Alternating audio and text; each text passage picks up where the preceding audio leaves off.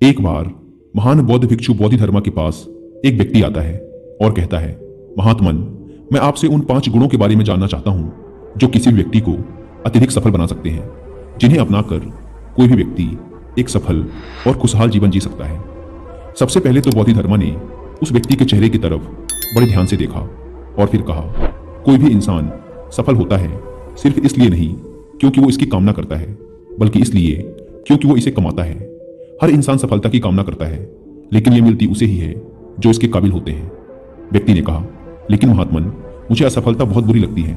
मैं जब यह सफल होता हूँ तो बहुत ही दुख और पीड़ा का अनुभव करता हूँ। बोधिधर्मा ने कहा, सबसे पहले तो तुम ये समझो कि यौगिक संस्कृति में सफलता और असफलता जैसा कुछ नहीं होता। जो व्यक्ति इस जीवन को एक विशाल संभावना की ओर मात्र एक सीढ़ी के रूप में देखता है, उसके लिए कोई असफलता नहीं होती।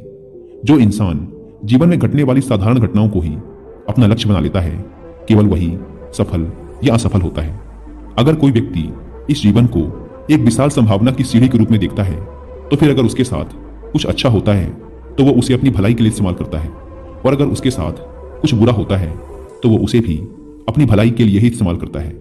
देखो, जब समय अच्छा चल रहा हो और सारी परिस्थितियां अनुकूल हों तो कोई मूर्ख भी खुश और शांत रह सकता है, लेकिन जब परिस्थितियां बिल्कुल हमारे खिलाफ हों और हर तरफ से निराशा हाथ लगे तो ऐसी परिस्थिति में भी खुश और शांत रहने के लिए हमारे अंदर कुछ अलग होना जरूरी है। अगर एक राजा के पास दुश्मन राज्य की तुलना में 10 गुना बड़ी सेना है तो ऐसी स्थिति में एक कमजोर और कायर राजा भी उस युद्ध को जीत सकता है। लेकिन अगर स्थिति ठीक इसके विपरीत हो तो उस युद्ध को जीतने के लिए एक अद्भुत साहस और योजना की जरूरत पड़ेगी। तो कहने का अर्थ यह है कि हमारे जीवन में विपरीत परिस्थितियां आएंगी ही। अब या तो हम उनका उपयोग कर सकते हैं खुद को और भी मजबूत और बेहतर बनाने के लिए, या फिर हम बैठकर रो सकते हैं। इसका चुनाव पूरी तरह से हमारे हाथ में है, और यह नियम हर चीज के लिए लागू होता है। बोधिधर्मा ने व्यक्ति की ओर इशारा करते हुए कहा, मान लो तुम्हारे जीवन में एक बहुत ही भयंकर घटना घटी, लेकिन तुम इसका भी इस्तेमाल कर सकते हो अपने विकास और खुशहाली के लिए। अगर तुम स्पष्ट रूप से यह देख पाते हो कि तुम्हारे जीवन की ये सारी छोटी मोटी घटनाएं बस एक सीढ़ी है उस विशाल संभावना तक पहुंचने की, चुनना तुम्हें है। बस महत्वपूर्ण यह है कि तुम चाहे जो कुछ भी करो, लक्ष्य केवल एक ही है, उस विशाल संभावना की ओर बढ़ना। और अगर तुमने इसे निर्धारित कर लिया है तो फिर तुम्हारे जीवन की हर घटना तुम्हारे लिए फायदेमंद बन जाएगी। सफलता फायदेमंद है, असफलता तो असल में और भी ज्यादा फायदेमंद है। इसीलिए असफलता से डरना बंद करो। असफलता अपने आप में काफी डरावनी है, डरने से ये और भी भयानक हो जाती है।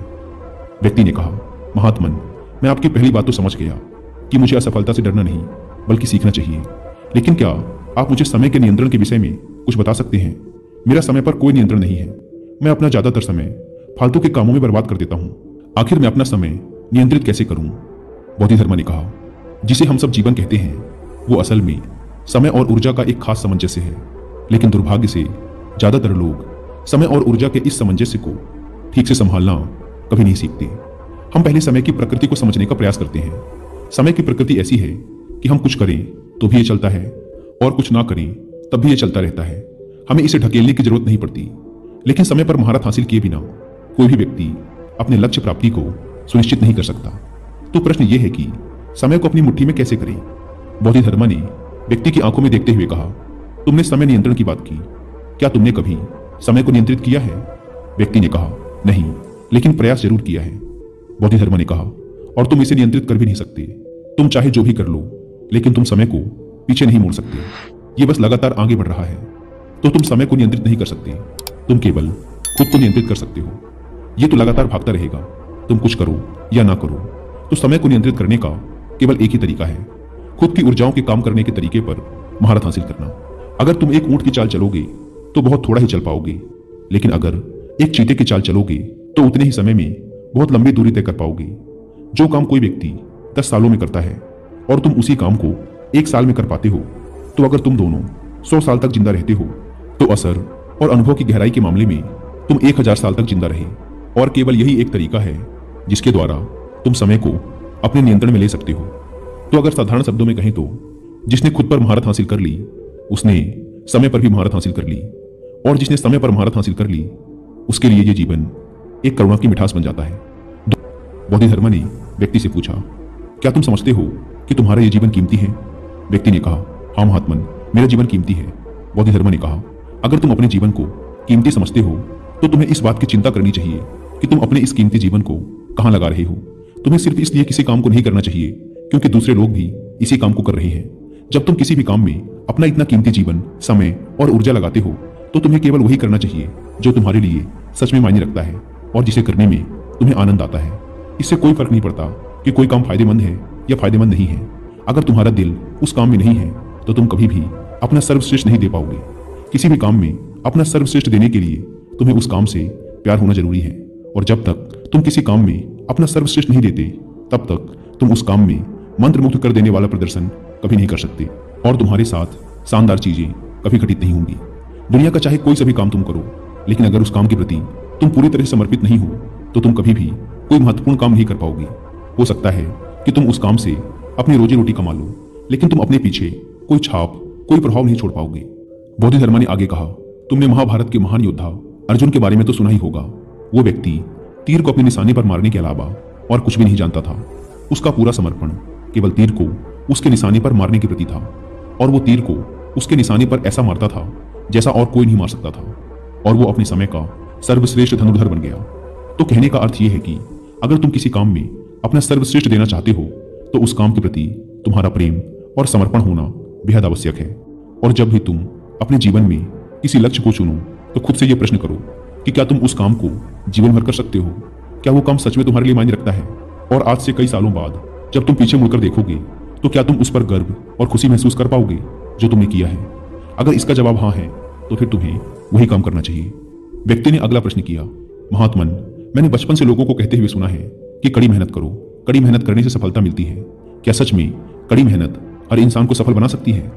बोधिधर्मा ने कहा, केवल कड़ी मेहनत करने से दुनिया में कुछ नहीं होता, और ये बड़े दुर्भाग्य की बात है कि बचपन से ही बच्चों को उसके माता पिता और आसपास के लोग ये कहना शुरू कर देते हैं कि कोई भी काम करो कड़ी मेहनत से करो, मेहनत से पढ़ो, मेहनत से हर काम करो, और फिर वो बच्चा हर काम में बस कड़ी मेहनत करने की कोशिश करता है।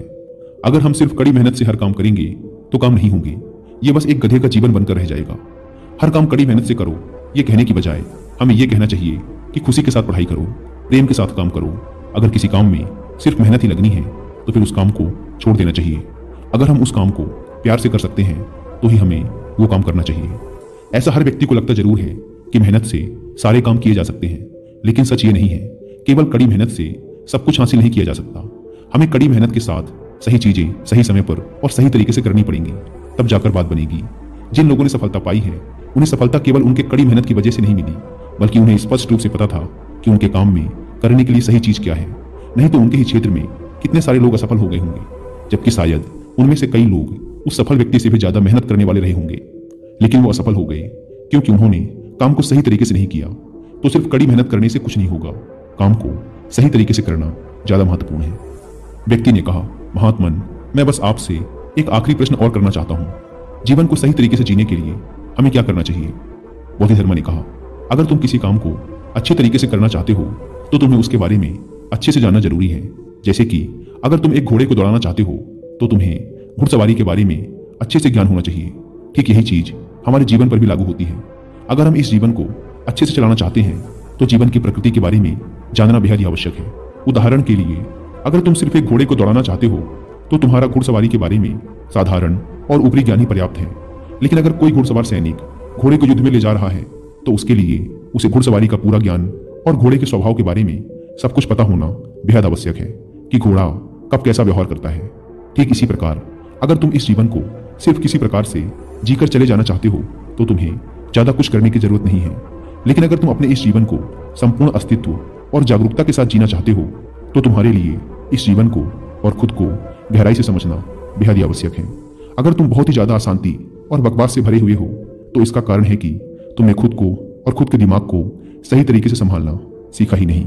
अगर तुम ये नहीं जानते कि कैसे अपने दिमाग को सतर्कता, संतुलन और उल्लास के उच्चतम स्तर पर रखा जाए तो फिर तुम सिर्फ संयोग से ही सफल होगे, और अगर तुम संयोग से सफल हो भी गए तो वैसे भी तुम इस सफलता को भुगतोगे, तुम इसका आनंद नहीं ले पाओगे। इसीलिए अगर तुम इस जीवन को सही तरीके से जीना चाहते हो तो खुद के शरीर और दिमाग को गहराई से जानने में अपना समय लगाओ। इतना कहकर बोधिधर्मा ध्यान मग्न हो गए और वह व्यक्ति उनका धन्यवाद कर वहां से चला जाता है।